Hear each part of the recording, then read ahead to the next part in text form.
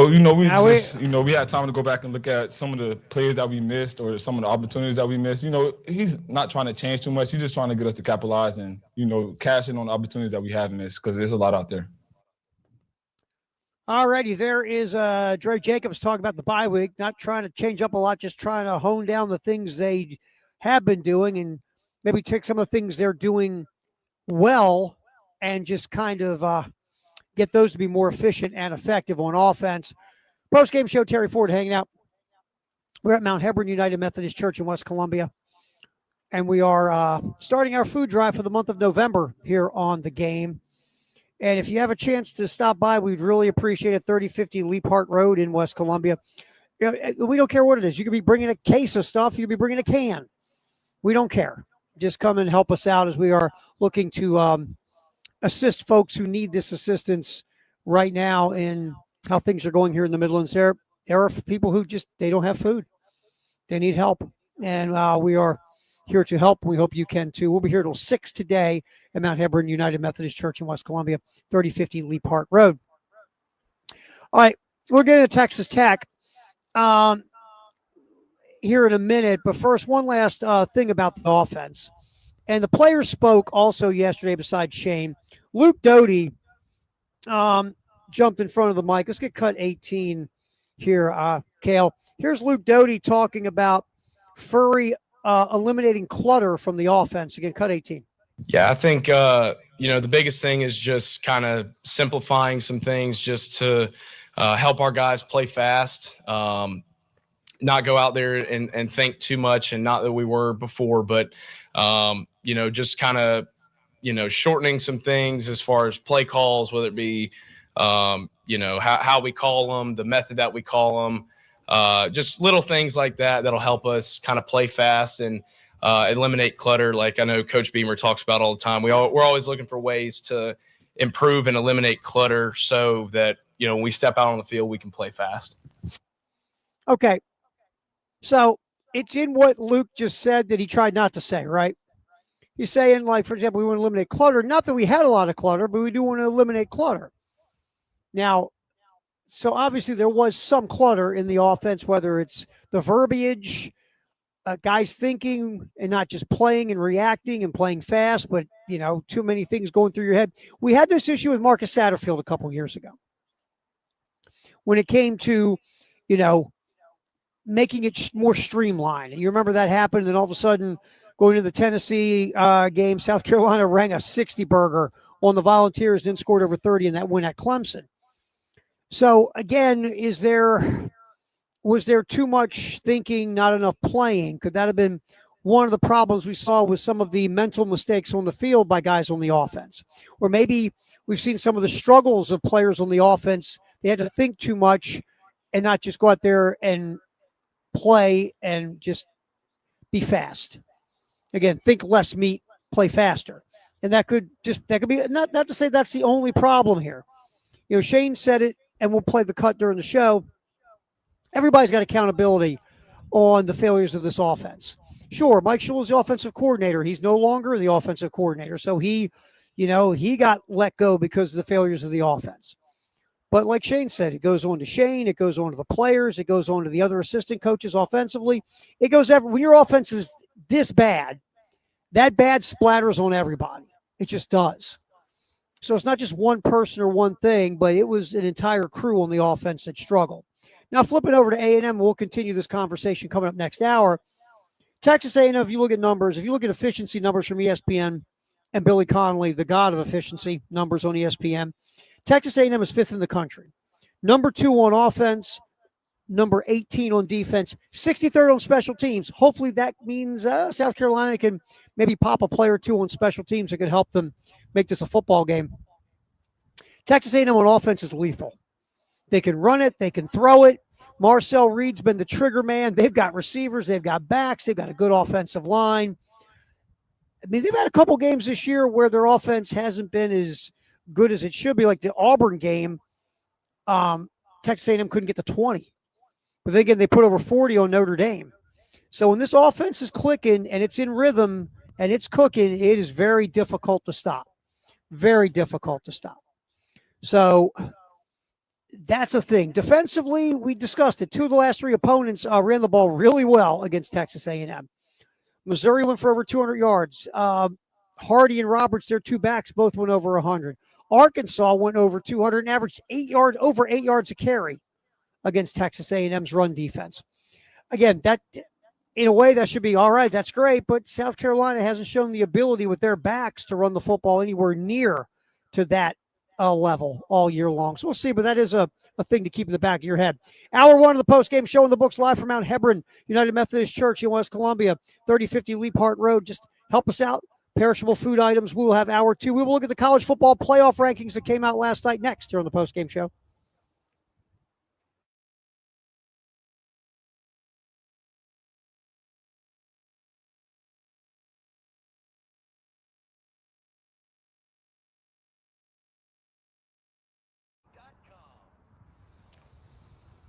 You know, we have this conversation a lot. If you're looking to improve your home, whether it's brand new appliances in the kitchen, whether maybe you have to put a nice, cool, beautiful bathtub into the bathroom, maybe just lighting fixtures, plumbing, whatever you want to do to improve your home. I don't know why you wouldn't call Kreger Showrooms, formerly The Nest, at 803-978-2025. I mean, they have all the folks with experience. It's what they do. They're experts at it. They've been doing it for years and years and years. I think Graham built his first refrigerator when he was 3.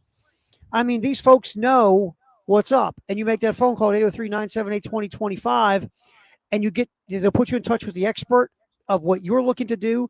They'll get it done in your budget, in your vision, in your goals. Trust me, call 803-978-2025. Talk to the folks, Kreger Showrooms, formerly The Nest.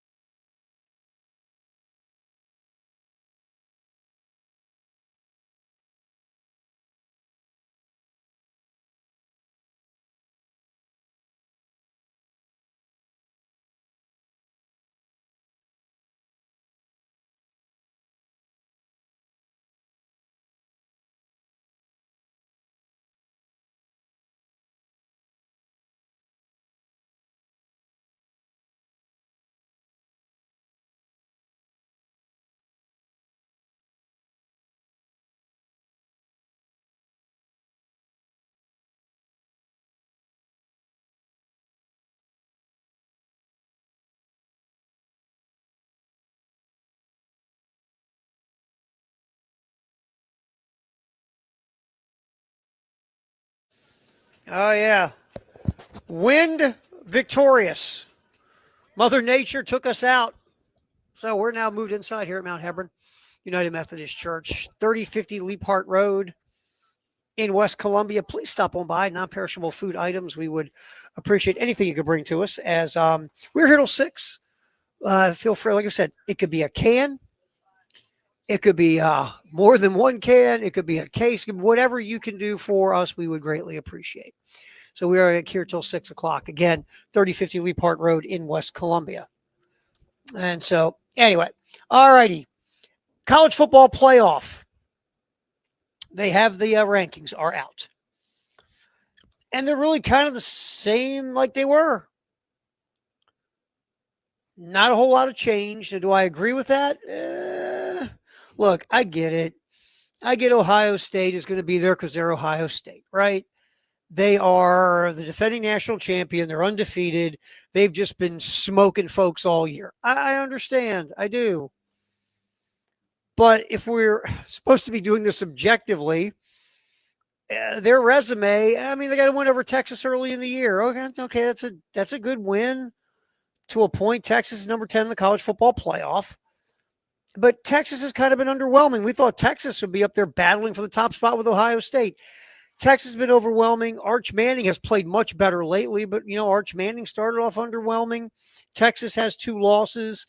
There's a good chance Texas will have 4 before it's over with because I think they lose to Georgia this Saturday. I do believe they'll lose to A&M.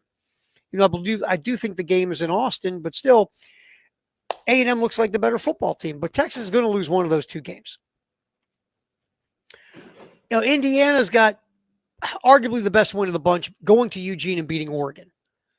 Especially at that time, I think Oregon was number 3 in the country. And Indiana won that game. They legitimately were the better team. It wasn't a fluke. It wasn't just some dude had a career day or Oregon, soiled themselves. No, it was a legit butt whipping. Indiana was just better than Oregon that Saturday. That's the best win. But Oregon's 8 right now in the college football playoff. Notre Dame's 9, Texas is 10. So the top 3 teams, their best wins, those 3 squads are lined up, boom, boom, boom, back to back to back. I still think the Indiana win at Oregon is the best win. But the second best win to me belongs to Texas A&M going to South Bend and beating Notre Dame. The Ohio State win over Texas was in Columbus opening weekend of the season. So I just think I'm sorry. I just think out of resume, Indiana and Texas A&M's resumes are better than Ohio State. And I think that Texas A&M to me should be number 1 in the college football playoff rankings right now. Now, again, it's 2 weeks in, a long way to go. A&M still has Texas. Ohio State still got Michigan in the big house in the big house in Ann Arbor. Indiana, I mean, I think they're playing some cosmetology school. Indiana's schedule becomes cake now as they move forward to finish the year. So they are looking at probably the best advantage of anyone schedule-wise after beating Iowa last Saturday. Now it's Wisconsin, Purdue. I mean, you could take Wisconsin and Purdue and put them together, and they couldn't beat Indiana. So it feels like Indiana will roll into the Big Ten championship game 12-0. Ohio State, we've been saying this for the last few years. They're better than Michigan on paper, but we've seen what happens when you put down the paper and the humans take over. And Michigan's totally in Ohio State's head. And this Michigan team is better than last year's Michigan team. I mean, if you ask me right now, I think Ohio State wins, but hell, I said that last year. And look what happened. Not good. So before it's all said and done, who knows what Ohio State does in Ann Arbor? I got no idea. They should win. Will they? I don't know. But that's the toughest game for Ohio State. And we said Texas A&M, they have to take on the Longhorns. So those 3 teams, 2 of them still have to navigate, a speed bump, but Indiana doesn't. I just don't see Indiana losing to Wisconsin or losing to Purdue, and it just not happening. Not happening. Now, the rest of it, Alabama's at 4, Georgia's at 5. Texas Tech has moved to 6 with that win over BYU. Look, you knocked off an undefeated team and you out-physicaled them. BYU's calling card is physicality. They want to beat you up at the line of scrimmage. They want to show they're the tough guys. But Texas Tech said, "Oh yeah, well we're the tougher guys out of the tough guys." And again, the game was in Lubbock, but still, Texas Tech dominated BYU, flat out dominated them. And now BYU has fallen from the ranks of the undefeated. Texas Tech is 9-1, and they jumped over Ole Miss, who again played the Citadel. So obviously, the Texas Tech win was much more impressive. And Texas Tech, rest of the year, they have Central Florida and they're at West Virginia. Now, has West Virginia played better lately? Yeah, but it shouldn't matter. Texas Tech should roll Central Florida and West Virginia. They're a combined 3-10 in the Big 12. So Texas Tech should skate their way to the Big 12 championship game. And even if Texas Tech loses the Big 12 championship game, I feel like they're going to get in the at-large. I just do, because they should be probably sitting at what? 10-2, 11-2 at the time when it's all said and done, maybe. So I think Texas Tech will most likely get in no matter what. And they should win out. Ole Miss, who fell to 7 from 6, their road's really easy. They got the Egg Bowl coming up against Mississippi State. And again, can that get weird? Sure. And Ole Miss hosts Florida, and we saw what Florida did. Wow. They totally embarrassed themselves against Gladway was terrible, the Florida quarterback. You feel like Ole Miss, they're going to kick into they're going to kick to a 11-1 season. They should be in as well. Whether they play for the SEC championship or not, Ole Miss should be in. Oregon, again, winning at Iowa was good. Iowa is in the bottom part of the college football playoff. You should beat Minnesota at home because Minnesota hasn't won a road game all year. And you host Southern Cal. And then you travel to Washington. So you got a couple games. Washington has been a top 25 team on and off all year. They're good playing in Seattle. Southern Cal, you do get an Autzen in Eugene, but Southern Cal's got a powerful offense. So Oregon's got some work to do in the next 3 games. They should beat Minnesota, but then the next 2 will be interesting, especially that roadie in Seattle against Washington. And Oregon really can't lose because their resume doesn't have a whole lot. Look, you're hanging your hat on a win over Iowa. Okay, good luck with that. Notre Dame's at 9. Another one. If you took Notre Dame's name off of this resume and just put it with, I don't know, a Big 12 team or an ACC team, they wouldn't be this high. The biggest win for Notre Dame was at home versus Southern Cal. Again, a team barely in the college football playoff top 25. Notre Dame lost to Texas A&M at home. A&M obviously number 3 in these rankings. Miami, Notre Dame lost at Miami. And Miami, they're Miami. They just make every as soon as everybody feels like, whoa, they've turned the corner under Mario Cristobal, they run into the brick wall. Miami has 2 losses. I don't know really how impressive of a loss you could say, yeah, but we lost to Miami. Look how good they are. I don't know about that.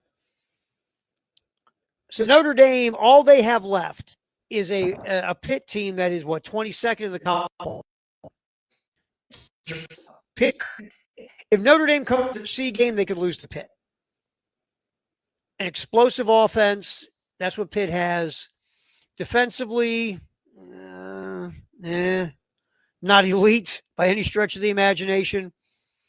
But a team offensively, like I said, can score some points. Notre Dame's defense has not been as good as it was last year. So they can give up stuff. Pittsburgh right now, top 30 on offense, top 35 on defense. Special teams are really good. It's a dangerous team. It's a dangerous team. So we'll see what Notre Dame does as they travel to Pittsburgh. After that, though, it's Syracuse. I think Syracuse is starting their mascot at quarterback now, that big orange thing, because they have no quarterbacks. And Stanford, okay, they're not completely terribly awful, but they're not any good either. So if Notre Dame can get over the trip to Pittsburgh, they should finish out the year with wins. And if Notre Dame finishes up with 3 more in a row, they'll be in the college football playoff, despite a resume where you go, okay, you won a bunch straight. You haven't really beat a whole lot of people, but you won a bunch straight. And it's Notre Dame. That's why, again, let's all understand that this is not completely objective. Human beings are making these picks, and it's a TV show. And your TV show wants Notre Dame. Texas is hanging around still, but like I said, I think they have at least one loss, if not 2 more. Oklahoma's got to beat Alabama this Saturday, or it's over for the Sooners. It just is. They're sitting in the 11 hole right now, but a win over Alabama would put Oklahoma in the driver's seat to go to the college football playoff, because after that, they get Missouri at home and they get LSU at home. Now, Missouri, again, they're to their 3rd-string quarterback, and LSU, it's a disaster. So if you're Oklahoma and you can find a way to beat Alabama in Tuscaloosa, you'll be favored against Missouri and LSU moving forward. And you can get yourself in the college football playoff. And then finally, BYU sitting at 12. They need some help, because when you're sitting there, you're on the outside looking in for the group of 5 plus the ACC. The best ACC schools, 15 Miami, then 16 Georgia Tech. So again, when you're sitting there in a 12-team playoff and you're in the 11 and 12 spot, you're out. That's Oklahoma and BYU right now, because the ACC is going to send someone, and then you get the group of 5, who right now is South Florida. That's where it's at. Interesting comment on the live stream. Kirk Herbstreit and Joel Platt make that Iowa win sound like they beat one of the best teams in the country. Thanks, man, on the live stream. Iowa is interesting, right? In college football, I think the people that really cover the sport and live the sport on a daily basis at a national level, they get these certain schools that they just have this love fest for, right? And Iowa, it's a great story. I mean, the fan base is phenomenal. Kirk Ferentz has been there about, I think he coached Fred Flintstone. And, they do that great thing with the Children's Hospital and the fan base. It's a wonderful, wonderful program to root for. It is. And plus, hey, we all love Iowa. That's where Field of Dreams is, and Kevin Costner and Shoeless Joe. But at the end of the day, is beating a team as offensively challenged really one of the wins of the season? No. I've said this all the time. If Iowa could score, would have got out of the way, brought in a real offensive coordinator, and built a real offense that could be efficient and productive, Iowa might have been in the college football playoff multiple times over the last, 6-7 years. What Kirk Ferentz has done is almost a felony to that program by not getting out of the way, evolving, and putting an offense on the field that can score. If Nick Saban can evolve, everybody should be able to evolve. Just saying. I love the comment on the YouTube. Thank you very much. What was it? Listening on the treadmill and trying to get rid of this taco meat, as Elijah calls it. So we appreciate you. The YouTube channel is up, though, by the way. It took a little bit of time. I'm going to blame Jeannie. I'm not going to blame me, even though it was my fault. Yeah. Anyway, so we appreciate you all on our YouTube TV radio. We were on solo action today. Jay is taking care of some stuff. We always wish we joke with Jay a lot. He's a great guy. We always hope the best for Jay moving forward as he is on this journey to get himself back to being who he used to be again. And we wish Jay nothing but the best the next couple of days. Hopefully he'll be back with us tomorrow, if not definitely on Friday. Let's come back. Get some Clayton White here, the South Carolina defensive coordinator. Coordinator spoke today, and we will get that next here on the post-game show with Terry Ford. Jeannie's here at Mount Hebron in West Columbia. Kale's back punching the buttons. We go till 6 on the game.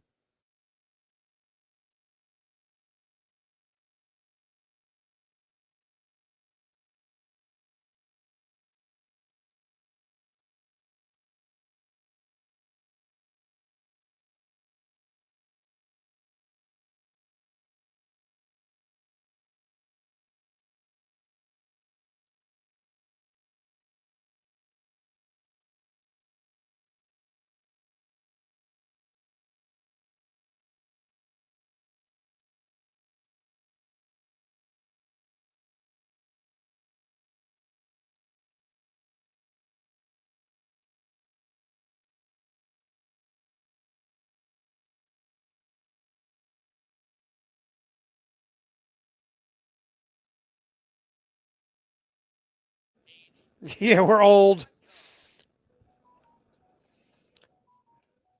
We discuss the men's clinic of South Carolina all the time because it doesn't change. If you're a guy and you don't feel as guy-y as you used to. That's a new word, guy-y. You don't feel like you used to. You're not as strong at the gym. You don't recover from exercise as well as you used to. Maybe you don't sleep like you did back in the day. Maybe you just can't remember things like you used to. Maybe you just don't have any life drive, sex drive, professional drive, personal drive. Maybe you're out of drive. Maybe there's no drive anymore in your life. It could just be low testosterone. 803-875-MENS. Set up a consultation. Go to the men's clinic. Tell them your story. If they think it could be low T, they'll do some lab work. If it comes back low testosterone, they will put you on a program specifically designed to get you back to feeling like you again. Just make the call and go see the folks at the men's clinic of South Carolina, 803-875-MENS. Get back to being you again. Call the men's clinic.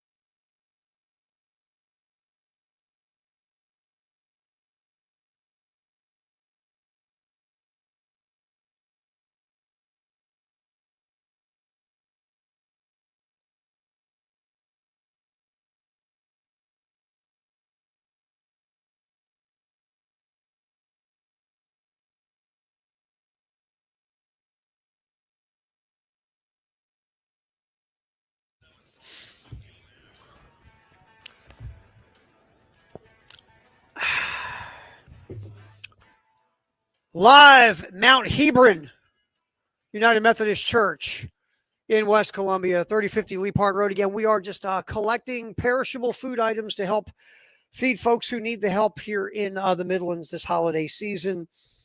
Thanksgiving's coming up, Christmas. Folks, again, eating and family and food and all those things kind of go together. So anything you can do to help as we have more of a crisis than we typically do, and we always have a crisis in the holiday season, really all year long when it comes to feeding folks, not only in the Midlands, but, in the country in general.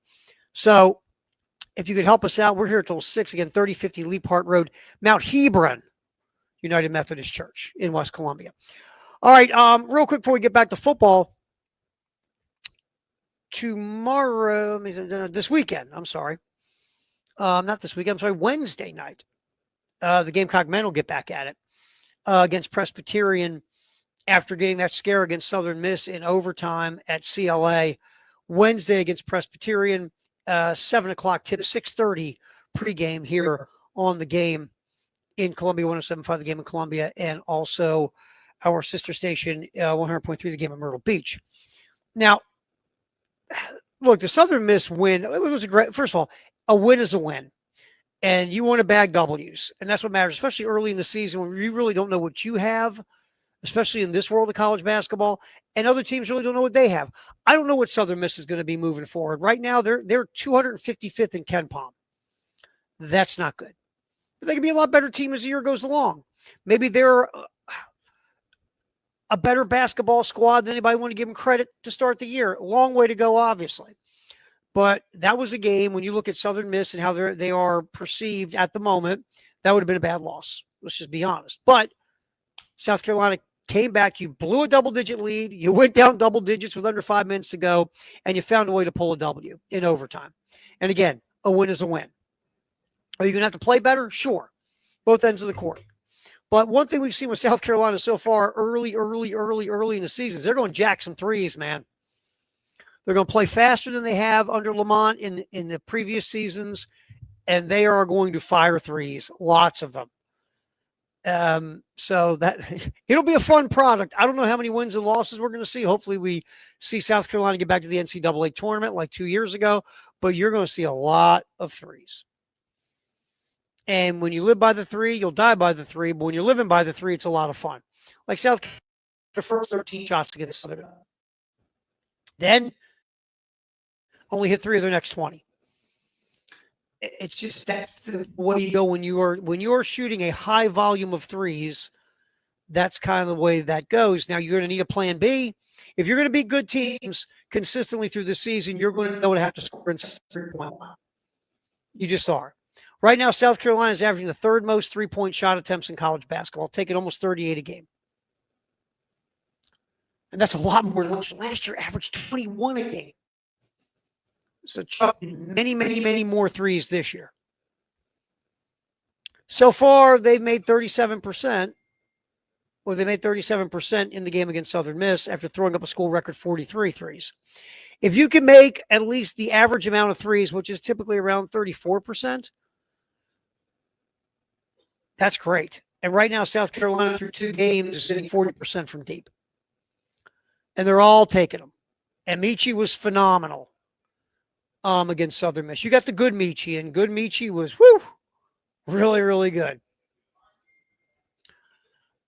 There's going to have to be something accomplished inside the 3-point line for South Carolina if you want to, again, be more consistent through the season and not just live by the 3, die by the 3, which could lead, it'll be a fun ride.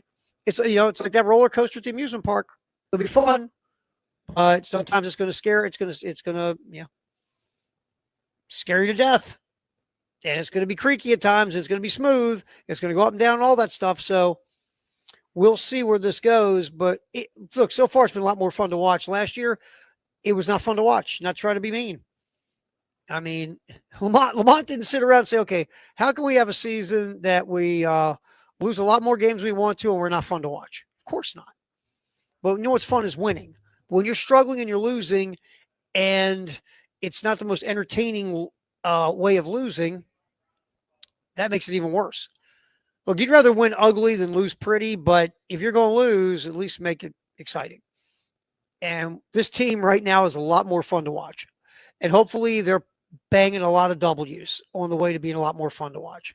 But again, you're going to have to score inside the 3-point line. You just are. That's just the way this thing is going to play itself out. But so far, living by the 3 has been the way South Carolina has gone On offense, got to fix the transition defense a bit. You got to tighten that up. But defensively, overall, you got to tighten it up. But you're 2-0. You picked up a win where you blew a double-digit lead and you were down double digits under 5 minutes ago. And finding a way to win is, again, at the end of the day, always good. So we'll see what happens. Presbyterian next up on the schedule for South Carolina. And that will be a 7 p.m. tip Wednesday night. We get our coverage at 6:30 on the game in Columbia and in Myrtle Beach.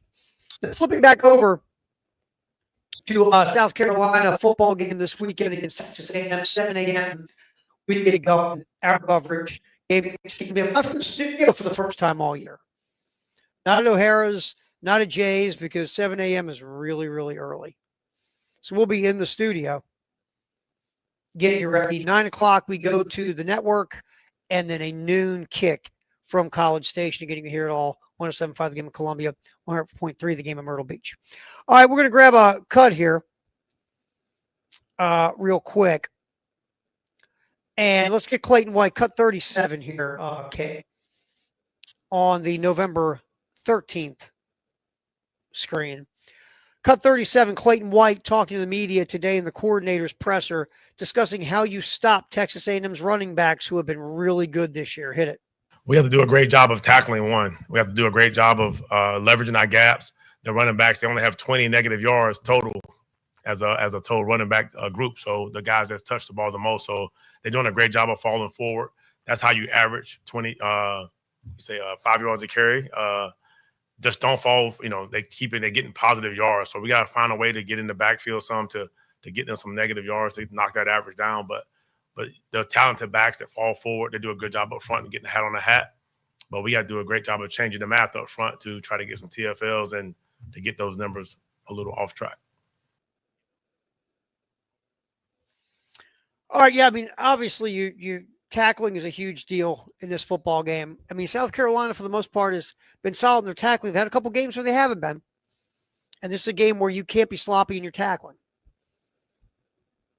because Texas A&M will make you pay with touchdowns. That's how good their skill position folks are. So you got to wrap up, you got to tackle, you got to have a bunch of guys to the ball, all those cliches, right? But you're going to need that on defense against A&M. But here's the problem, though. Marcel Reed can beat you with his legs and his arm. And Reed has been one of the not talked about enough stories of this season has been Marcel Reed, a quarterback for Texas A&M. Let's get cut 39 here, Kel, from Clayton White today, discussing the Texas A&M quarterback, Marcel Reed. I think Marcel does. I mean, over the years past, I love giving respect to quarterbacks that I've seen that improve their game. I feel like Marcel has definitely done a great job of just trying to be more complete. And obviously when he takes off, he's definitely a threat that can take it all the way. He took one against, I think that was LSU for 50 plus. We got to do a great job of understanding his game and understanding how they like to use him, and definitely do a great job of understanding just the type of player that he is and what he likes to do. I mean, if you just even watch the LSU game, the LSU game, and watch Marcel Reed just dissect and tear apart the LSU defense in Baton Rouge. It was a clinic that Marcel Reed put on. It really was. He was fantastic. Just fantastic. And you're going to have to slow him down no matter what he's doing. Whether it's throwing it, running it, it does not matter, because Marcel Reed has been a weapon.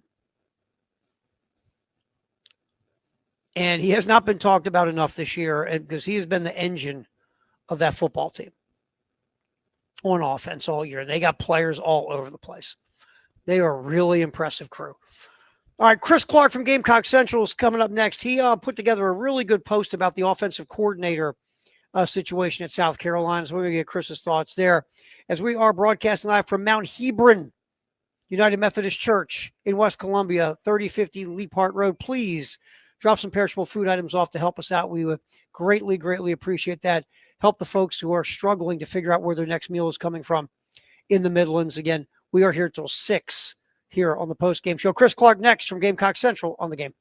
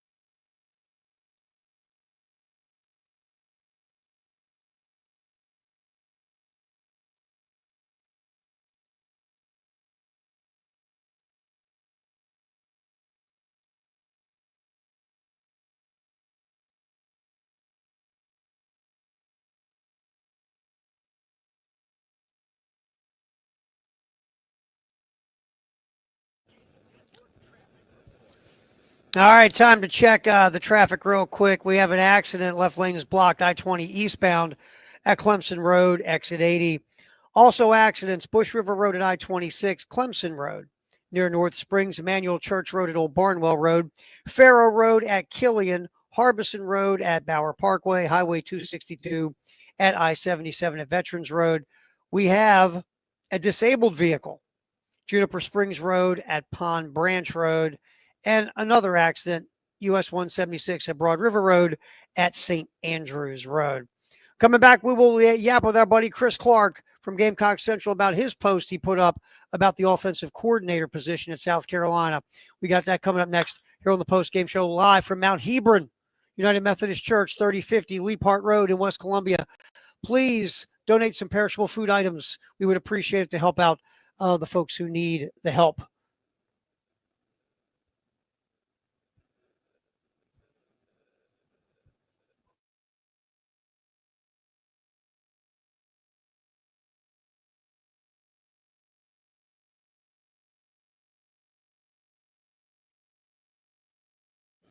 Kale.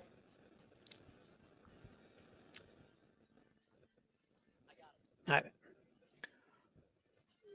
Post-game show live from Mount Hebron United Methodist Church, 3050 Lee Park Road in West Columbia.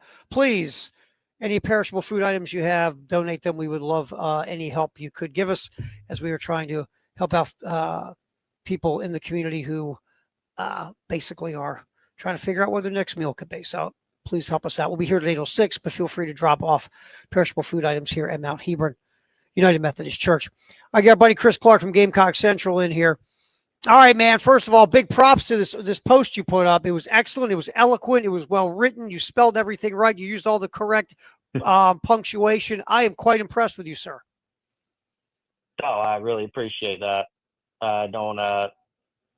I won't even make the joke because some will take it too seriously that I got AI to do it for me. So I did like it, and it's a mild miracle that I did something okay, but I appreciate your kind words. No, man, it was really good. I want to kind of dig into this real fast because I like the way you kind of broke down some of the things like what we presume to be the truth or a thought, but really if you look into it better and the big picture compared to just like the short-term overreaction of the offense. So as you take a step back on this thing, Chris, what is one of the things as you thought through it that maybe you've changed your mind as you kind of put your brain to this thing moving forward? That's a great question. And I presume you just mean like maybe how some of these hires are viewed. Look, I think Shane Beamer is in a place just because, look, when you have losing makes everything bad, right? Winning cures all. And so comments in a press conference setting are latched onto one way or the other. Mannerisms are latched onto and all those things. It's just something I've observed from just following college football and other sports since I've been doing this with Gamecock Central. When a team is losing, it's the head coach is not saying this thing that he should be saying. The head coach is saying this thing he shouldn't be saying. He should be saying it more forcefully. He should keep his mouth shut. He should say more. He should say less. And like everything else, the fan base is split, right? So I think it's in a place where the thing that's really going to fix it and make it all better is just making an offensive coordinator, an offensive line hire, going and getting it fixed and performing better on the field. Because whoever Shane Beamer is going to hire, I doubt it's going to be a guy that's got some 100% approval rating that's coming in. People are going to tune into the intro press conference. They're going to feel one way or the other. Ultimately, it's a results-driven business, right? And I'm not surprised that Shane Beamer went back and kind of did I don't even know if you can call it a defense. I tend to think it was kind of laying out, hey, we haven't gone, 6-36 over the past 5 years. I know that math doesn't even work out, but we have won some games. We've beaten some ranked teams. We've had some good offensive performances while still saying, like, it has not been good enough, which I think he's also acknowledged that yesterday and in some different settings, right? He said, not just this year, but other years, even spruced in, even in the midst of some of those successes, hasn't been consistent enough, haven't been enough points on the board, haven't been, too many tackles for loss, too many sacks, too many turnovers. Like, I think you can't have revisionist history, and just because he's defended some of the good that's been done, which there has been some good during his tenure, even offensively, I think you can't just eliminate all of the good, right? Some people just want to say, look, hasn't been good enough, end of story, that's it. And that's not really Beamer's style. I think one thing, Terry, looking back on it, though, the interesting thing is the Mike Shula hire, as a mea culpa, that was one that I thought would work out better than the other two hires. And I was obviously completely wrong on that. He didn't last a full season. The results on the whole were worse, than the other 2-year tenures that we've seen. It's also interesting looking back at Marcus Satterfield was the guy that, for all the talk about NFL and pro style, he was the guy that had the least NFL experience out of the last 3 coordinators and had the most extensive quote unquote pro style playbook. Right. So I think even some of the preconceived notions kind of get turned on their head. But I think the biggest thing is just looking back at it, there have been trends that you can identify with this offense over the past few years, aside from 2024. They haven't been good enough running the football. There have been years they turned over the football too much. And one constant has been the tackles for loss and sacks, right? And those are the things that you have to go out and address. And to prevent from hanging on every word in a press conference, they're just going to have to get fixed. I think that's where we're at. Chris Clark with us from Gamecock Central. Interesting post Chris put up about the offensive coordinator position in South Carolina. A name has been coming up. Now, again, we're a long way from hiring an OC, obviously, and a long way from really getting into this because last time I checked, the season's still going. But Brad Glenn's name has come up, the offensive coordinator at Cincinnati. He has ties to Sean Elliott, and he's from the state of South Carolina. And again, not saying this is going to be the guy. Nobody knows anything at this point, but there has been some talk about Glenn. Give us your thoughts real quick. Yeah, I think that's a great caveat. Like when this name circulates, there's immediate, would be a good hire, would be a terrible hire, Beamer this or that. If he, just a name, right? Like I couldn't give you a percentage of how in the mix he actually is. I feel confident, like, at least his name has come up, right? What does that mean? Maybe the name has come up and Beamer has already dismissed it, right? I've covered many assistant and head coaching searches for South Carolina football. I'm 100% confident that we never find out every single name that's involved in a coaching search, right? Hopefully when it gets closer to a hire actually being made, which we think again will be after the season, hopefully we have a better sense of like the field narrowing or like, here's going to be the guy. In my mind, it's too early for that because Beamer's still working through it. So a name coming up doesn't mean he's the lead candidate. He's in the top 5. It doesn't really mean any of that. It's just a name that we've heard circulating through, but he has an interesting background. He's from Seneca. He spent time on Sean Elliott's staff at Georgia State as his OC. He spent time at Western Carolina. A couple of the other more recent stops, Virginia Tech, for instance, he was not the OC. He is the OC in title at Cincinnati right now under Scott Satterfield, who's another former App State guy. But it's thought that Scott Satterfield really drives that bus and is the primary play caller. But he does have play calling experience, and there is that familiarity with Sean Elliott. There's, coordinating his offenses in the past. Not always been with the most talent-laden teams, and they've still gotten some good results, especially with mobile quarterbacks. So I think it's an interesting name that's out there. Like how in the mix is Brad Glenn? I couldn't say for sure. We just don't have that confirmed enough, other than he's a name that's kind of floating around out there. Our last thing for you, Chris Clark from Gamecock Central, our last minute. You bring up something interesting about recent experience in play calling, because neither Mike Shula, Dow Loggins, or Marcus Satterfield had recent experience calling plays. How important is that, do you think? I think it will be more of a priority this time around. I think, it's not like Shane Beamer approached these past few searches and says, I've got to find a guy who hasn't called plays lately. I think it's just worked out that way. All the guys obviously had play calling experience. I do think there will be more of a push this time to find a guy who's had more recent success calling plays at the college level, because it's always an important hire. But I think we're now in territory where this is a critical hire, and you really want to find a guy from some level, even if he hasn't been an OC every single year for the past 10 years. I do think finding a guy who's had some proven success at the college level lately, coordinating his own offense, I get the sense from covering this that that's going to be more of a priority and more likely to be a guy that fits into that bucket at the end of the day. Chris Clark, Gamecock Central, hear him every day from 11 to 12 here on this radio station, driving Tyler crazy, which I appreciate that very much, by the way. Thank you. We do our very best, and I think we do. That's the thing that we actually do well, is drive Tyler crazy. So I appreciate that. All right.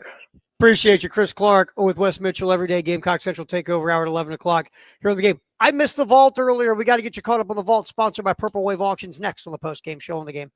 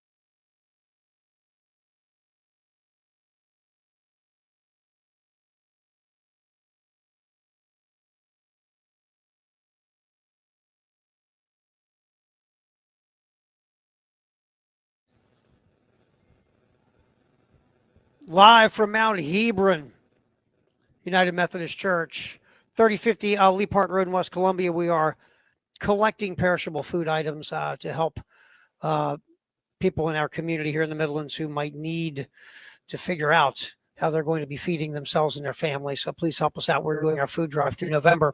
We are at the Mount Hebron United Methodist Church today in West Columbia. Appreciate you. You could drop something by. We're here till 6, but feel free to bring it by whenever you can. It would be greatly appreciated.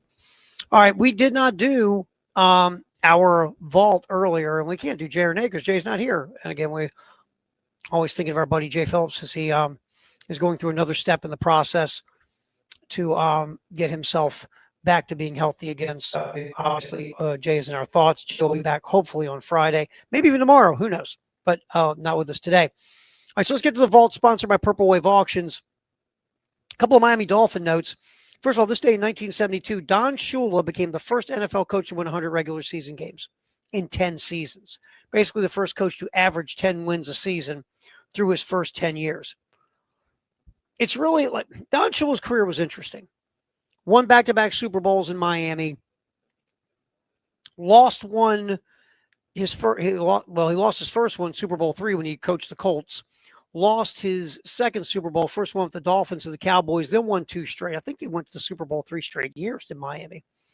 Then went 2 other times later, losing to Washington and then losing to San Francisco and then not getting back for the rest of his career. So Don Shula did not win a Super Bowl after the mid-'70s, but still had the all-time wins record, was a phenomenal head coach, obviously one of the greatest of all time. But I think we forget, because he did go for such a long time without winning another Super Bowl, just how fabulous of a head coach Don Shula was. And he was the first coach to basically average 10 wins a year through the first 10 seasons of his coaching career.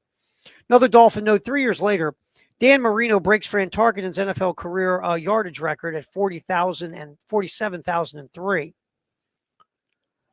And again, because it was before the Sports Center age, Fran Tarkenton didn't win a Super Bowl. Quarterback the Vikings, I think 3, but couldn't win one. But Fran Tarkenton was a phenomenal quarterback for the Vikings. And when you don't win a Super Bowl, look, it's just human nature. When you're judging the greats or people who put up the greatest type numbers of all time, and you start comparing them, championships come up. How'd you play in the postseason?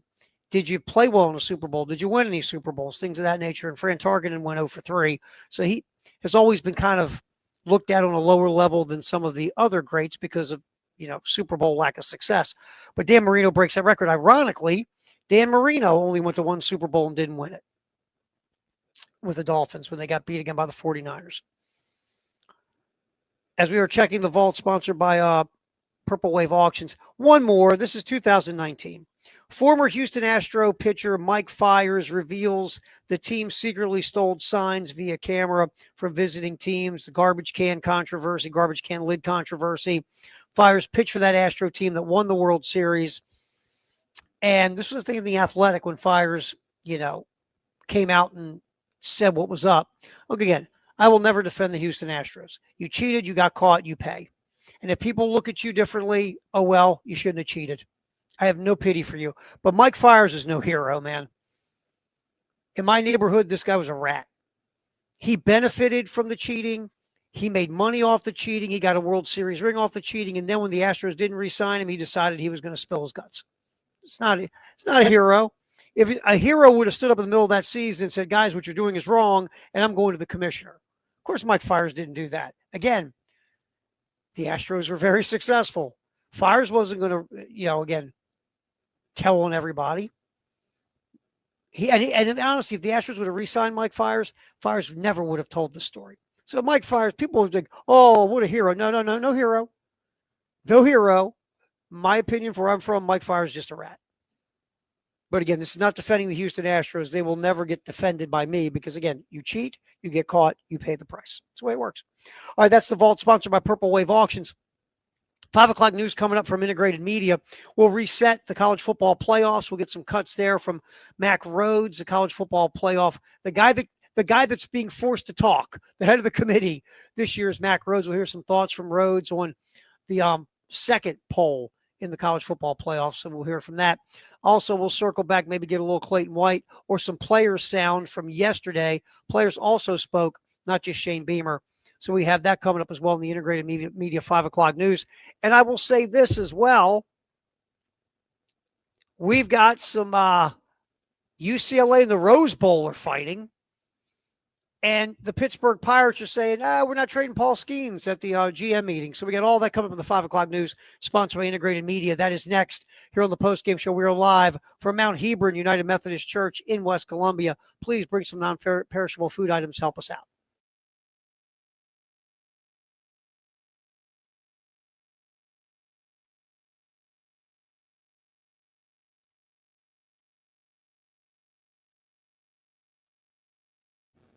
Yeah, man. I need you to have some.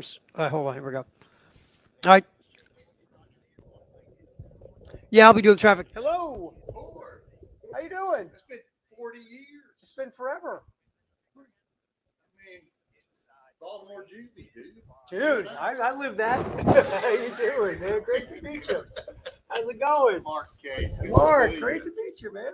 How you doing? Got some stuff here. I heard you on the radio. I'm like, I'm going to go by and just on my way home. Oh, well, I appreciate you dropping Give by. a It's little great. bit. So what area of Baltimore did you run away from before the cops called you? Northeast. Oh, Northeast. I'm an Essex boy from right outside the line there in the so county. You were fisticuffs. Yes, we were. Yes. We were killing ducks. You were killing each other. Exactly, we were. When I tell people, you know this, whenever you say you're from Essex, people hide their wallet. They put their hands in their That's the pocket. first thing they do. Hey, great meeting you, man. Great meeting you, Mark.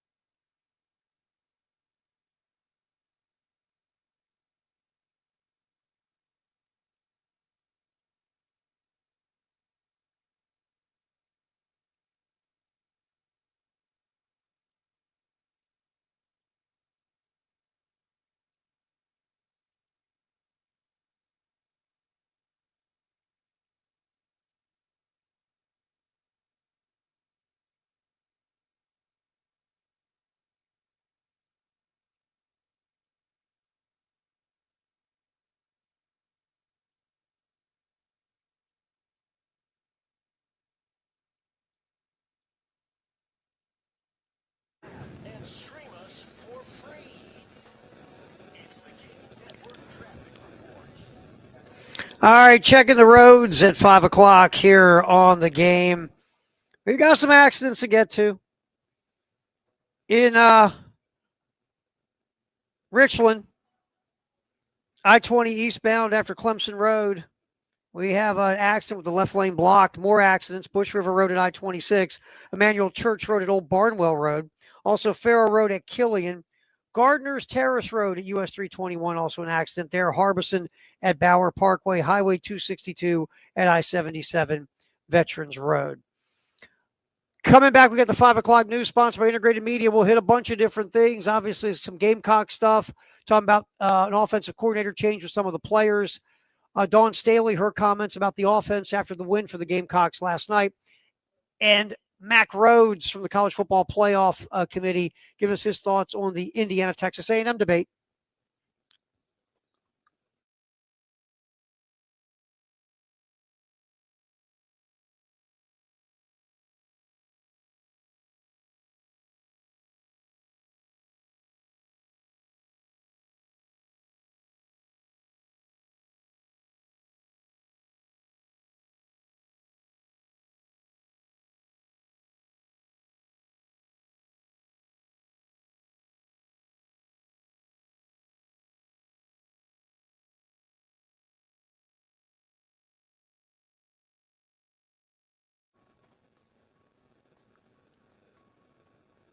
All right, we have the 5 o'clock news sponsored by Integrated Media here on the post-game show on the game.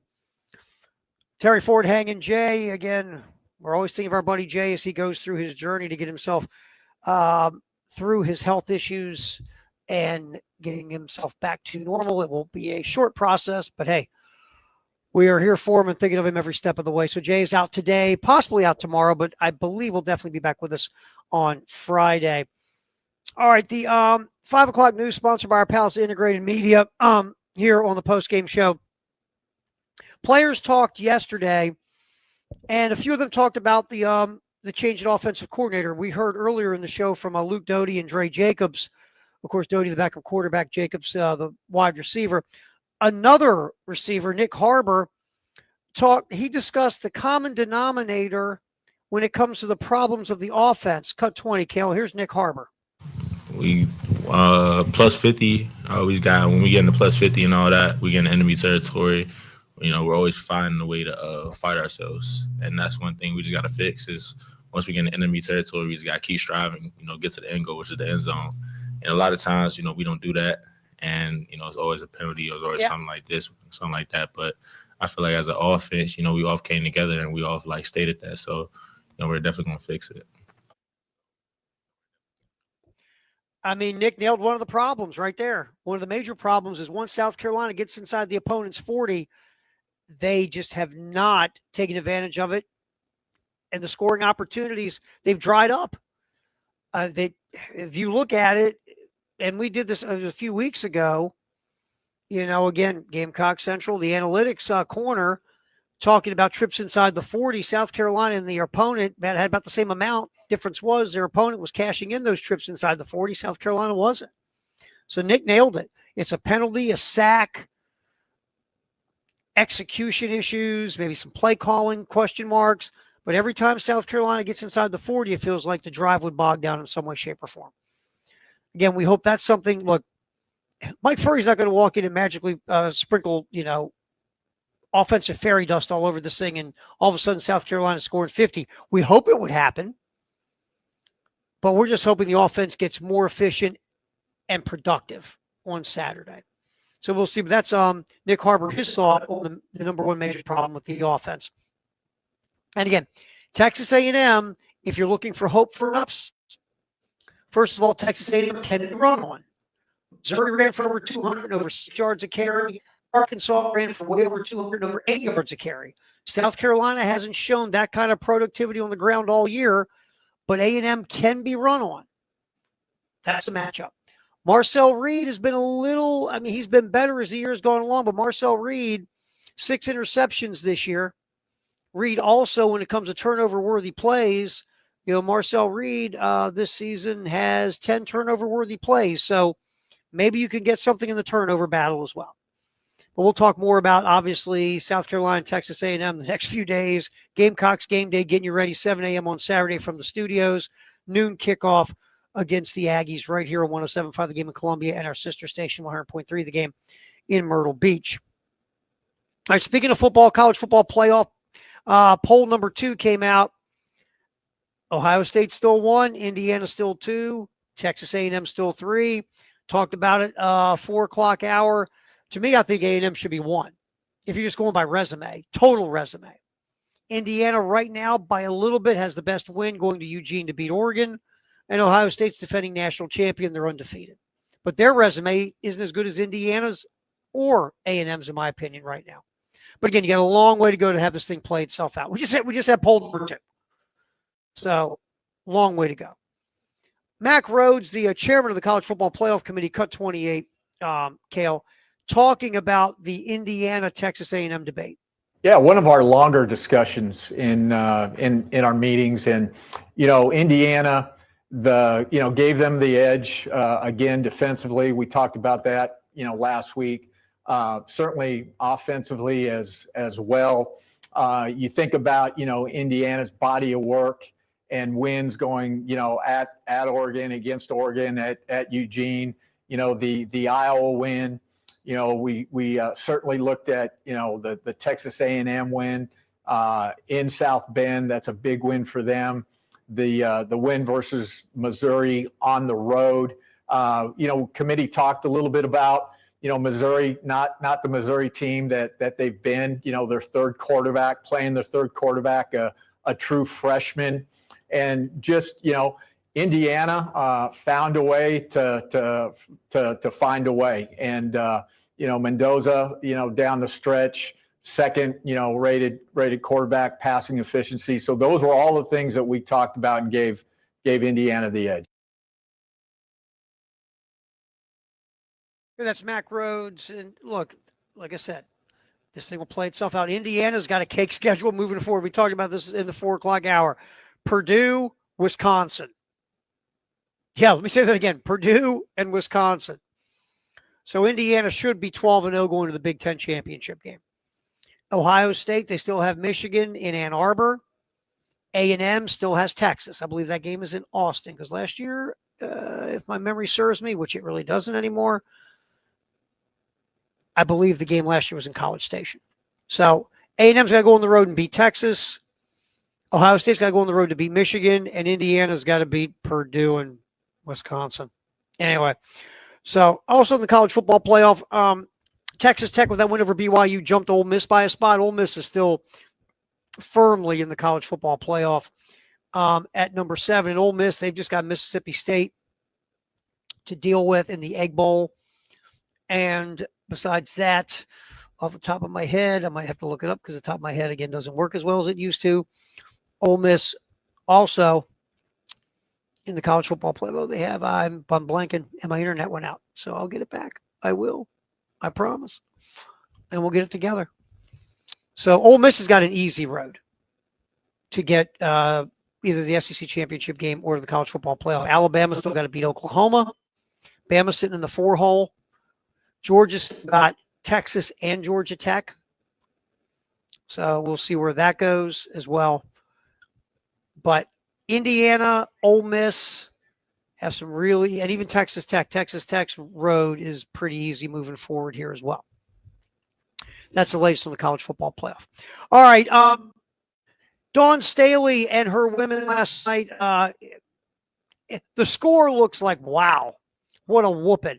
South Carolina won by 28 over Clemson. Clemson scored 2 points in the fourth quarter. 0 for 17 from the floor, 0 for 9 from 3, made 2 free throws. That's it. That's what saved them from putting up a big goose egg in the fourth quarter. South Carolina just took over the game in the fourth quarter. For 2.5 quarters, though, Clemson made South Carolina uncomfortable. Gamecock still had a lead, but it was single digits, barely double digits at times. Clemson was kind of dictating the tempo and the style of play. But finally, South Carolina went, okay, screw this. We're just a lot better than you. We're now going to step on you. The offense, in Dawn Staley said it post-game, and when you watched it, it didn't take a genius to see the issue on offense was just, South Carolina wasn't moving the ball as well as they typically used to. They were reversing the rock. They were taking some fast shots early in the shot clock, some shots that were kind of forced. Sometimes it just, instead of the ball moving, the ball would stick, maybe too much dribble. At times, the offense was not as good as it's been in the previous first 2 games. Dawn Staley, let's get to this cut here. Cale, Dawn Staley talking in cut 26, overcoming the adversity against Clemson. I mean, as much as I can get mad at what's happening out there on the floor, when you really look at it, we're just a really young basketball team, inexperienced, and having to play together. So we got to go through some things. I mean, I thought it was a real challenge for us today and tonight where they challenged us to be more disciplined. And if we didn't, we lose the basketball game. They get into our lead. So it's really good stuff that we need to show our team so we can recognize it. Everything is about awareness and recognition for this team. Because once they recognize it and they're aware of it, we make adjustments and they can actually execute the adjustments. So there you go. It's just about executing the adjustments. Once you recognize, you have to make those in-game adjustments. And some coaches are better than others at it. Some teams are better than others. But South Carolina did a nice job. They were like, okay, this is not the game we want to play. They kind of sucked us into playing with their style and how they want us to play the tempo. And then South Carolina got it together. Defensively good all night. And end up pulling out the W. Joyce Edwards, 18 points, 8 rebounds in the victory. 4 starters in double digits for South Carolina, getting that win over Clemson. Integrated Media, 5 o'clock news. Always appreciate our buds at Integrated Media for sponsoring the 5 o'clock news here on the postgame show with Terry Ford on the game. All right, so UCLA, the Rose Bowl fighting, which is interesting. UCLA has a lease that runs, I think, to 2044 with the Rose Bowl. But UCLA, even though they don't pay any rent at the Rose Bowl, UCLA doesn't get any money from the luxury suites. Well, SoFi Stadium, which is closer to the UCLA campus than the Rose Bowl, I read today where SoFi is 13 miles from the UCLA campus, while the Rose Bowl is 26 miles. Well, UCLA is thinking, well, we want to go play our games at SoFi because SoFi is going to give them revenue off the luxury suites. And whatever SoFi is going to give them in revenue beats the heck out of zero, which is what the Rose Bowl gives them. So UCLA wants to go to SoFi. Obviously, that stadium's new and shiny. You're going to make revenue off of the luxury suites. You're going to pay no rent, and it's closer than the Rose Bowl. Here's my thing, though. You do have a lease. You have a lease agreement with the Rose Bowl. The Rose Bowl filed an injunction in court to stop UCLA from going to SoFi next year, saying, hey, you guys have a lease with us. You just can't go. And UCLA's like, well, they're going to give us money. And I'm guessing UCLA's legal team has found some type of loophole to get around the lease agreement before I had read what that loophole would be yet. But I'm guessing there's got to be something. If you're UCLA, you just don't go, hey, we're out. See ya. Yeah, I know we got a written agreement that says we have to stay here, but we're not. We're gone. So I'm sure UCLA's legal team has got a strategy to combat the lease. But again, it makes more sense to be at SoFi. You make money. It's closer, blah, blah, blah. But the flip side is you signed a document a long time ago with the Rose Bowl to be there till 2044. We'll see how this thing plays itself out. I don't know. Maybe UCLA will use the same offense that LSU is using by not trying to pay Brian Kelly. I don't know what UCLA is going to do, but they're going to try to get out of this lease and go play at SoFi. And look, what do UCLA average? Like 12 people a game? I mean, it just was.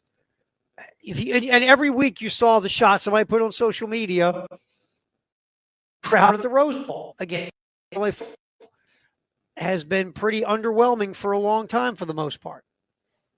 Fan base, not, woo, let's go watch UCLA lose or whatever. Or we can go hang out at Malibu.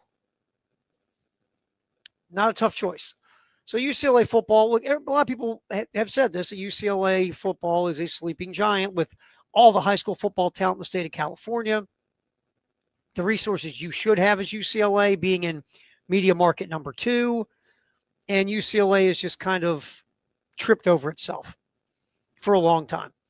So they are, I mean, this move in theory would make sense to generate revenue and make some money. But again, I'll say one more time, you got this lease agreement that goes till 2044 that you signed with the Rose Bowl. So we'll see how this thing plays itself out.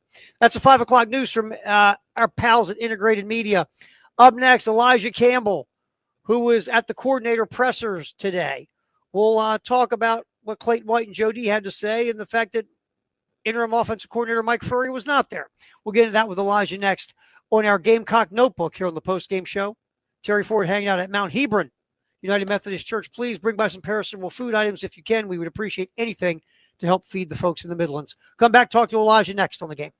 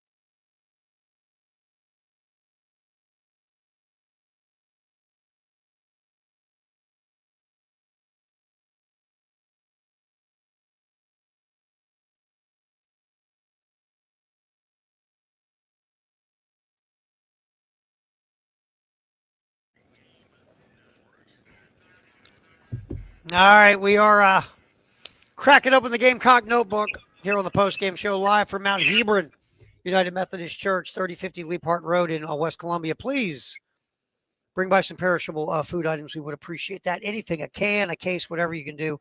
Thank you very much to help out the cause. All right, get Elijah Campbell in here on the Gamecock Notebook. Hey, my man. I'm happy you're awake. I've been awake Hey, for before I get to 25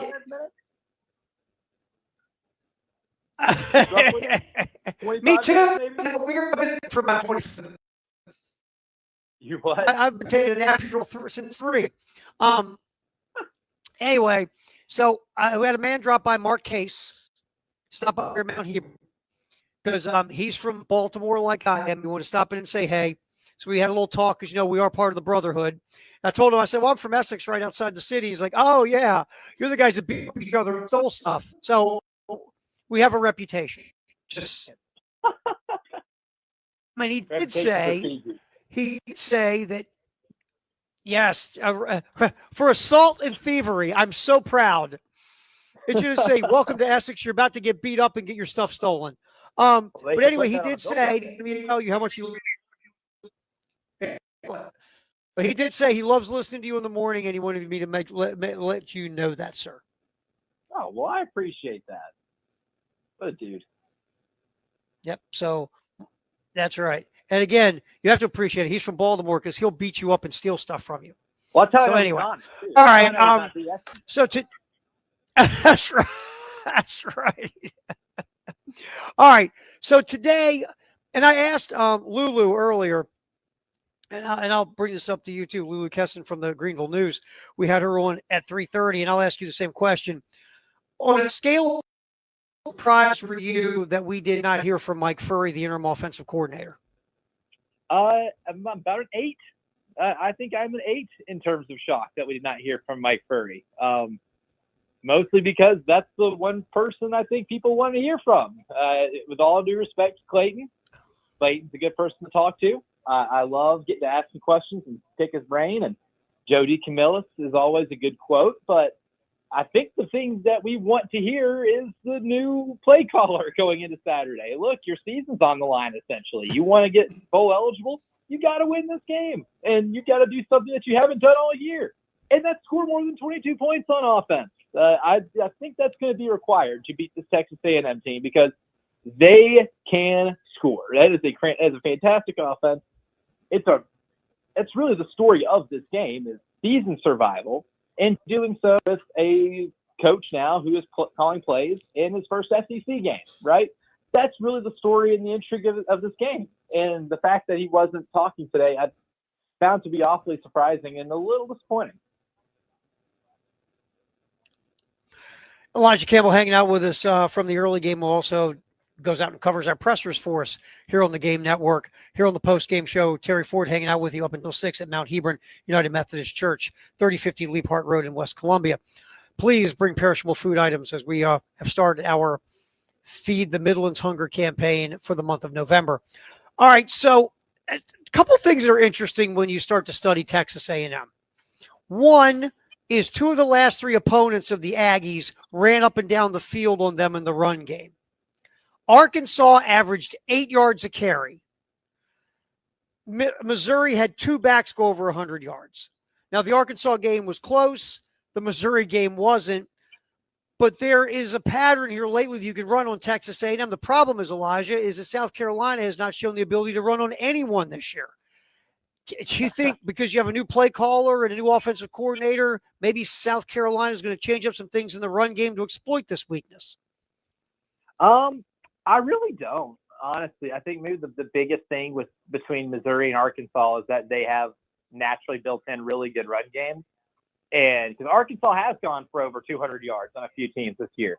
South Carolina, if they were to go for over 200 rushing yards and finish with over 200 rushing yards on Saturday, would be the first time in the 10 games that they have done that.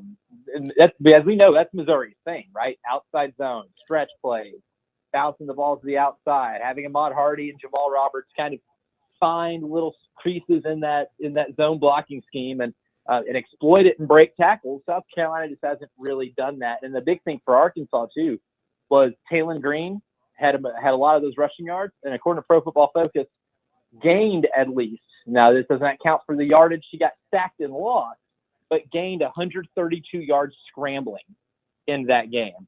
I think that is the thing that you're want to try to replicate. Is no, you're not going to call a play to say, "Hey, Lenore, we're going to pretend like you're throwing the ball, just run it."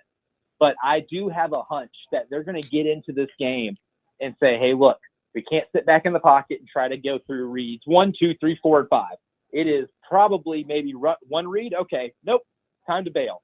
Because you can do that on this defense. If you can break the pocket on the outside, because they are so really technically sound, and you make the game kind of off schedule, then maybe you can pick up extra yards with your legs. And I think that's one thing in this game they're going to have to do, is really do well in the quarterback run game, because that's really one of the reasons Arkansas was able to score as many points as they did, was because Taylon Green was a magician for 4 quarters in that football game. Elijah Campbell hanging out with us from the early game, who was at the coordinator presser today. Give us some thoughts on South Carolina, Texas A&M, and maybe something from the coordinators. Anything? We love Clayton White. Clayton White's great. He's great. Did you pick up anything from Clayton White or Joe D. Camillus that made you go, I got to keep that in the back of my mind as I talk about this upcoming game? I think what I asked Clayton today was, what is kind of like the teaching point for a team like Texas A&M that's so good in the RPO? I mean, as much as we talk about Marcel Reed and his arm and the developments he's made with his quarterback run game, I think the one thing that maybe doesn't get talked about enough is how good he is at the mesh point on RPOs. He will hold that ball into the chest of whether it's Le'Veon Moss or Reuben Owens or E.J. Smith. He will have that ball in there, kind of in that carrying zone, until the last possible second. There's sometimes it felt like the running back got to the line of scrimmage before he pulled it out and then threw the ball. He'll hold on to it for a while. He has no qualms with being patient at the mesh point. And that can be really hard for a defense to have to prepare for. And that gets people out of position all the time. And Clayton really kind of hammered home that discipline's the thing that's probably the biggest key in this game, is because it's not like Texas A&M does a lot of eye candy, but they do have a lot of RPO type of action where you're going to have to cover and you're going to have to be able to get to the backfield and know who's got the ball, right? Like that's kind of the big thing. They are really good at that run pass option.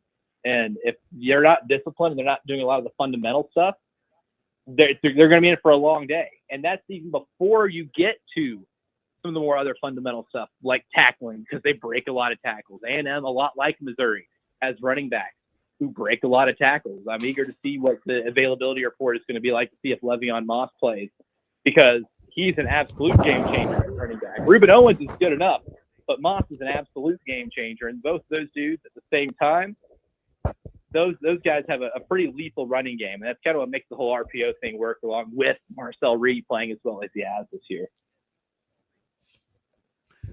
All right, real quick. As I'm looking for hope for some kind of upset or a close football game on Saturday, Marcel Reed, as good as he's been, 10 turnover-worthy plays, 6 picks this year, 2 interceptions versus LSU 2 weeks ago. The only thing he did wrong is he's still running down the field on LSU. We always talk about turnovers, but I mean, this is one thing you hope maybe Marcel Reed can be loose with the rock on Saturday to help you out. Exactly. And that is the thing too. Or maybe if you make it 3rd and 6, Marcel Reed has missed some layups in the passing game, right? You know how Ty Simpson came here and you crushed the pocket. You made him have to process faster in real time than he's really had to all year. And he missed some throws he normally makes. Well, Marcel Reed does have a tendency to overthrow down the middle of the field. As good as he's been this year, he's had a tendency to get eager and throw the deep ball and maybe get one into the hands of a safety. He maybe not at the degree that Garrett Nussmeier has been this year or John Mateer has been this year in terms of, giving out freebies, but he's not a stranger to giving out the freebie. And if you can pressure him and keep him contained in the pocket and not let him flush it out and run it, then you are at least playing mathematically into the chances of being able to force some turnovers. And if you're able to do that early, and say you're doing that on the plus side of the field, and you're able to set up an easy score and you're giving your offense only 25, 30 yards or whatever to move to be able to get in scoring range, you're going to help out your struggling offensive unit a lot if you can just give them the ball in advantageous positions. You came up from the early game. What give up to go back to sleep? Oh, hey, we got to go to CLA tonight. We got a back-to-back. We're there last night, going back tonight. All right, my man. I appreciate you. Welcome back.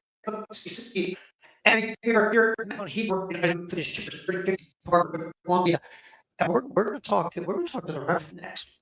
We ain't messing around now. It's a special drink around the ACC from the post-game show.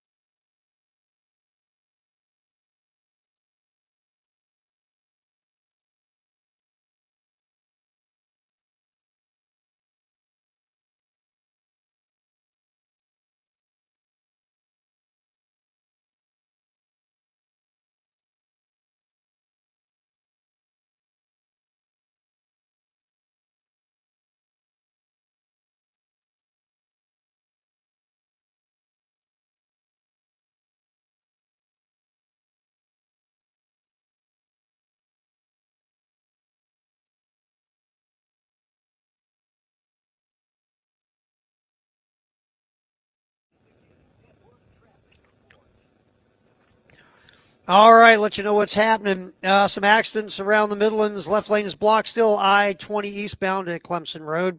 Also, Faro Road between I-77 and Hardscrabble. Accident there. Gardner's Terrace Road at US 321. I-20 eastbound between Alpine and Clemson Road.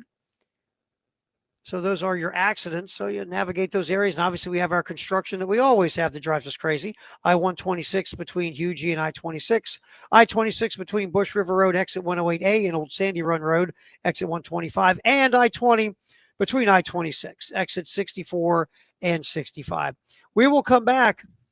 Reverend Dr. Ann Kovan here at the Mount Hebron United Methodist Church. We will talk about our food drive here in the Midlands to help folks who are looking to make sure they have their next meal. That's coming up next here on the post-game show on the game.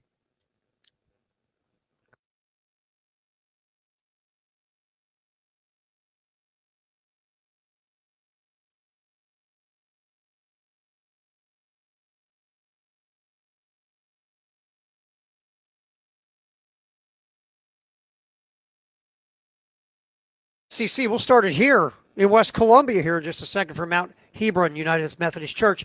Real quick tonight, South Carolina, of course, back in action. The men this time hosting Presbyterian. I think I said it was next Wednesday once. I don't. I'm losing my mind. So it's tonight. You can hear it right here. 6:30 pregame, 7 o'clock tip. The men hosting Presbyterian, coming off that overtime win over the weekend against Southern Miss. So that is coming up again tonight here on the game in Columbia and our sister station 100.3 the game in Myrtle Beach. All right, now we are going to talk to Reverend Dr. Ann Kovan. And I just want to make sure I got your name right because you are a doctor and I'm not. You got it right. So here at the Mount Hebron United Methodist Church. So first of all, the food drive, I mean, you guys are doing a great thing here by trying to collect perishable food items to help out the folks in the Midlands. So first of all, thank you very much. Yeah, and thanks for being here. We're just we're just one church trying to do our part for the community. And we've heard from the local food pantries and their shelves are becoming empty and they can't come and pick up what we've collected fast enough. Sure, and collection's going well, I guess, here so far. Collection's going well. Thanks. The response tonight's been great. We've filled up one barrel and have had to put another receptacle out there for more. Fantastic. I'm glad to hear that. That's good, right? To be sitting here, you're like, Terry, we didn't get anything, man. What are you doing to us? No, so I'm glad that we've helped out in some small way so far today. All right, so and it's more than just you folks here. This is obviously an effort that's going through the Midlands. Yes. Obviously, my people that I speak to happen to be leaders and clergy from other churches, and there's lots of other churches that have food pantries, and there's food pantries throughout the area. And we don't have our own food pantry, but we are collecting to support other churches as well as Mission Lexington Food Pantry. And so, like today, we're here till 6, but obviously, folks can drop off perishable food items other times too. So anytime throughout the month of November, we're collecting. Fantastic. No, that's great. And Reverend, again, just to let folks understand what's happening, because sometimes, you don't understand fully what's going on. Just talk about the food shortage right now we're seeing here in the Midlands. Right. We're seeing a food shortage, and we're seeing people who are just struggling financially, and they're having to make tough choices. Do I feed my children, or do I take them to the doctor? Do I pay the light bill, or do I feed my children? And so when we can stock the shelves at the food pantry and provide food that enables families to be able to use the limited funds that they have in these other ways so that they can keep their homes, that they can go to bed unhungry at night, and their kids can learn at school and be aware and awake and well nourished. Fantastic. Reverend Dr. Ann Kovan from the Mount Hebron United Methodist Church here in West Columbia. Thanks for jumping with us, and thanks for what you're doing. Thank you. Thanks for being here. This is great. We are happy to help in our small way as a bunch of sports goofs. Whatever we can do to help out, we appreciate it. Yeah, we'll be watching that game on Saturday. Absolutely. Thank you very much. We appreciate it. That is Reverend Dr. Ann Kovan here at the Mount Hebron United Methodist Church in West Columbia. Again, bring by food anytime through the month of November. They are here to take it and then get it to the food pantries and help out the churches and help out, the shelters and the food pantries around the Midlands. Again, thank you so much for jumping on. We appreciate it. You're welcome. Thank you. All right, it's a post-game show. Terry Ford, Jay out today, possibly out tomorrow, but we believe definitely be back with us on Friday because, he can't miss a wild card showdown. Jay loves his wild card showdowns. So we're running solo today and possibly tomorrow as well. And again, tonight right here on the game, men's basketball, 6:30 pregame, 7 o'clock tip versus Presbyterian. I want to make sure I'm getting that right because I think earlier I said next Wednesday. I don't know why. I don't know why I say half the things I've said today. I got no clue. But anyway, drive around the SEC. First of all, we'll take a look at a little bit of men's basketball that happened last night. Obviously, the women, the Gamecocks beat Clemson last night. You heard it right here on 107.5, the game in Columbia. Men's basketball last night, man, I'll tell you, Kentucky and Louisville, we don't talk about that rivalry in hoops like we should. It's a phenomenal rivalry. And now they're both programs look like they are. I mean, Kentucky has been Kentucky. That's who they are, right? They're under John Calipari, under Rick Pitino, under Mark Pope. They are a top 10, top 15 program competing to go to Final Fours and national championships. Louisville had lost its way here in the last few years, but now under Pat Kelsey, they have found their way again. Last night in Louisville, the game was fantastic at the Yum. Louisville 96, Kentucky 88. The game had tempo, skill, scoring, athleticism. It was just a fun game to watch last night. I caught the last, 10 minutes of it, and it was just really good hoops. It was excellent basketball. Louisville held on to get the W. And in that game, you got to see their freshman, their guard, Mikael Brown, who was just excellent. Kids from Orlando, scored 29, was just really good last night. And Louisville, and a long way to go in the season. Now, Louisville last year had an excellent first year under Coach Kelsey, got in the NCAA tournament. We'll see if they can build upon it this year. But, Louisville, they took it to Kentucky, got a big lead in the second half. Kentucky chipped it away, and then Louisville made the plays they needed to make down the stretch. They missed like 6 free throws in a row at one time at the end. But Kentucky, again, with Brown and Ryan Conwell as well with 24, took out Kentucky in just an excellent game last night, 96-88. Defending national champion Florida held on for dear life and beat rival Florida State 78-76. Florida so far this year, they lost to Arizona and got the bejesus scared out of them last night by the Florida State Seminoles. And look, Florida's good. They've got talent. Boogie Fland is there now in the backcourt. Thomas Hawk scored, I believe, 20 last night. He's returning. Condon is Thomas Hawk. Alex Condon is returned as well. He scored 13.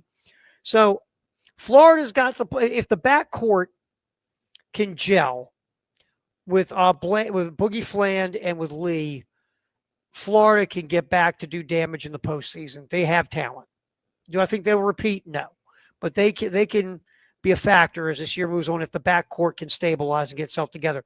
Number 22 Auburn blew out Wofford last night as well on the Plains, 93-82. Arkansas got a win as well. The number 21 Razorbacks smacked around Central Arkansas. All right, so that was men's basketball last night. When you look coming up, what is happening this weekend, football in the SEC, obviously you have some big games as the Southeastern Conference is kind of winding into the college football playoff. But the biggest game is number 4 Alabama hosting number 11 Oklahoma.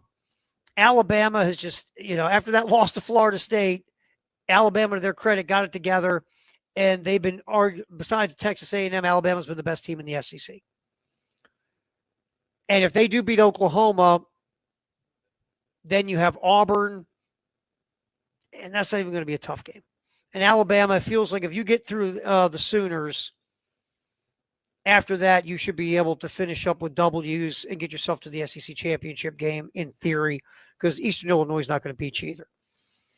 Oklahoma, it's all about their offense, right? Oklahoma is very physical on defense. Alabama this year, when you think of Alabama, you think of skill, you think of scheme, ability at the quarterback position, the wide receiver position, an offensive line that's been good, but you don't think physicality like in the Nick Saban era. You just don't. So the thought is if Oklahoma can make this a dirty game, physical it up, make it more of a mosh pit fight, that's how they have a chance. They can't go toe-to-toe in a high-scoring game with Alabama. They can't. I think Alabama wins, and then they finish up their scheduled W's as well. We'll get back in here and finish up the post-game show and look back again at some of the coordinator talk from Clayton White and Joe D from today. That's next here on the post-game show on the Game.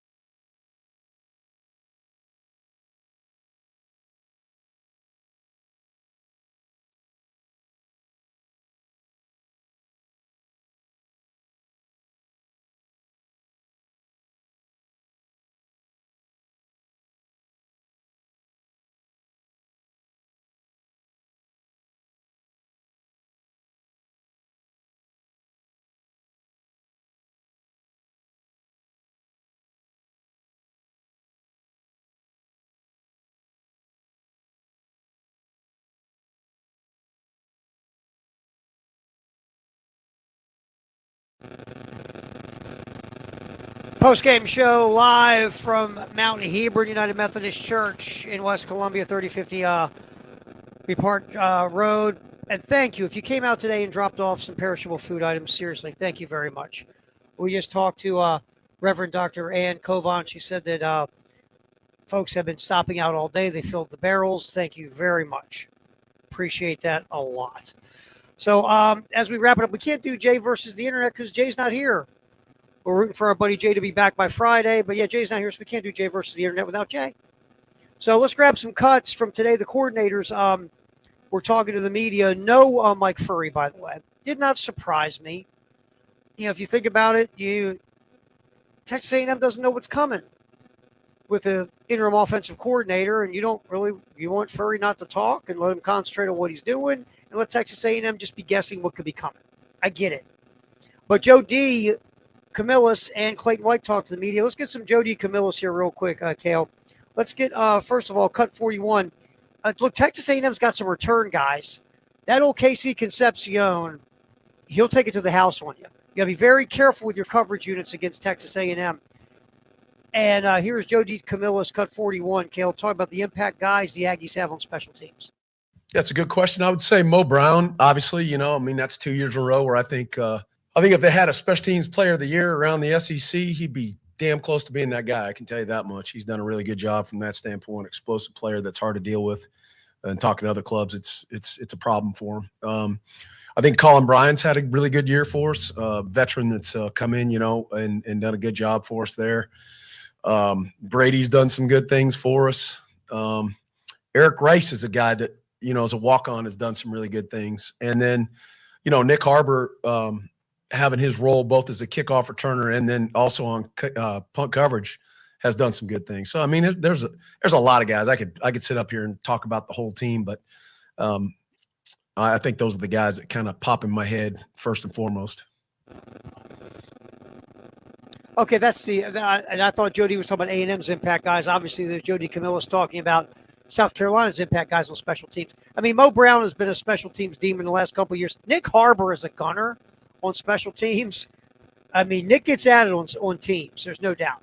So there's Jody talking about the impact guys on special teams for South Carolina. The coverage units are going to be big because, like I said, KC Concepcion, the A&M return man / wide receiver, he can make you pay big time by going to the house.